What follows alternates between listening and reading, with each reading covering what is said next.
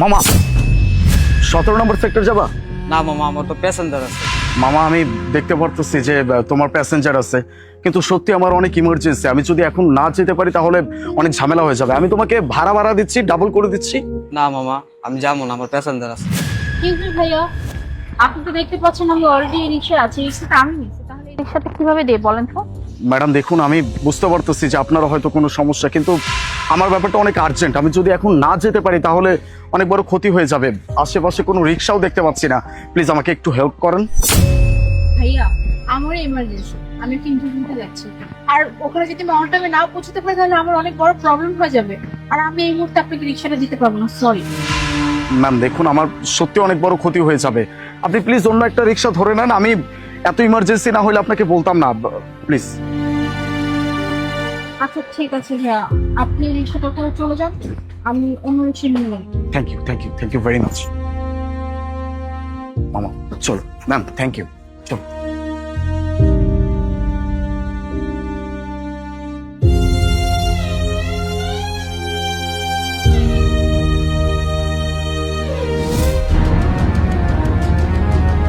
Excuse me sir, আজকে আমার interview ছিল। ইন্টারভিউর সময় কখন ছিল? 10টা। 10টা। এখন বাজে 12টা, তার মানে 2 ঘন্টা লেট। আপনার কি কোনো কমন সেন্স নাই?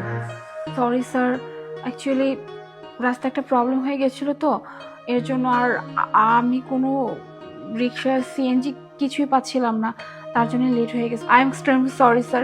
স্যার প্লিজ স্যার, আমার ইন্টারভিউটা নিন। আপনি কি কোনো রেস্টুরেন্টে আসছেন যে আপনি অর্ডার করবেন আর হয়ে গেল? আসলে আমাদের কোম্পানিতে না কিছু রুলস বলে কথা আছে, আর আপনাদের মতো মানুষ যারা কিনা সময়ের মূল্য দিতে জানে না, এই টাইপের মানুষ আমাদের কোম্পানিতে লাগবে না। আপনি এখন আসতে পারেন। Please sir. প্লিজ, আপনি এখন আসতে পারেন।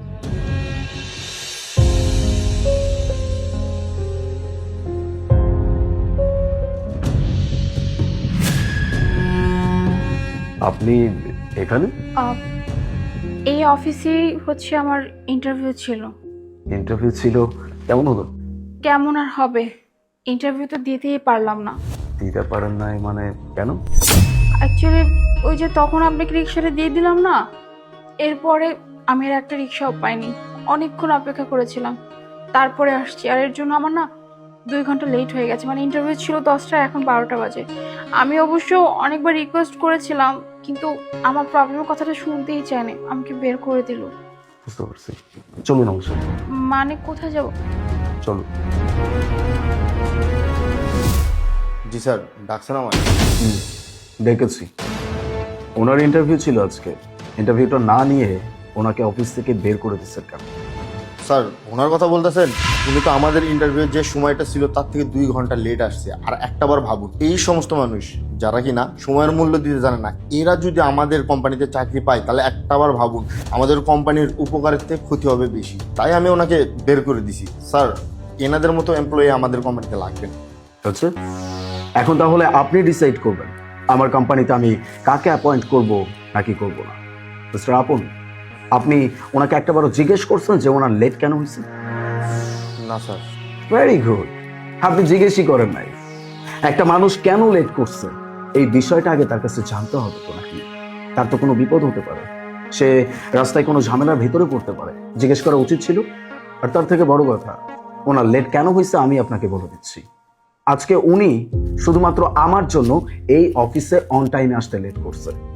আমার ভাই আমার গাড়িটা নিয়ে বের হয়ে চলে গেছিল। হঠাৎ করে আমার ফোনে একটা কল আসে যে তার অ্যাক্সিডেন্ট হয়ে গেছে। আমি সাথে সাথে বের হয়ে গেছি।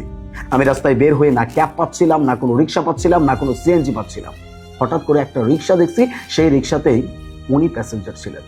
আমি ওনাকে অনেক রিকোয়েস্ট করার পরে উনি আমাকে রিক্সাটা ছেড়ে দিচ্ছে। সে কিন্তু জানে তার আজকে ইন্টারভিউ, তার অন টাইমে অফিসে থাকতে হবে। তারপরেও সেই মানুষটা আমাকে সাহায্য করছে। একটা মানুষ তো রাস্তায় যে কোনোভাবে বিপদে পড়তে পারে। আজকে আমিও কোনো বিপদে পড়তে পারি। হ্যাঁ, আমি বিপদে পড়ছি অলরেডি, যার কারণে আমি তার কাছে হেল্প চাইছি। শুনুন, কোনো কাজে কোনো মানুষ যদি কখনো দেরি করে আসে, সেই মানুষটাকে জিজ্ঞেস করতে হয় তার কোনো ঝামেলা হয়েছিল কিনা, সে কোনো বিপদে পড়ছিল কিনা। যাই হোক, এইটা আপনার জন্য ফার্স্ট এবং লাস্ট ওয়ার্নিং। নেক্সট টাইম কোনো কিছুতে বেশি বাড়াবাড়ি করতে চাবেন না। যান, গিয়ে ওনার জন্য অ্যাপয়েন্টমেন্ট লেটার রেডি করুন। জি স্যার, আমি যাচ্ছি।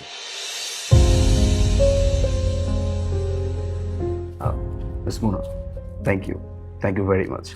আজকে যদি আপনি হেল্পটা না করতেন তাহলে হয়তো আমার ভাইয়ের অনেক বড় একটা ক্ষতি হয়ে যেতে পারতো। স্যার আপনার ভাই এখন কেমন আছে? হেসকো, এখন সে ঠিক আছে। ডক্টর বলছে কিছুদিন বেড রেস্টে থাকতে হবে। কংগ্রাচুলেশন, আপনি যাওয়ার সময় আপনার অ্যাপয়েন্টমেন্ট লেটারটা নিয়ে যাবেন। Thank you sir, thank you very much.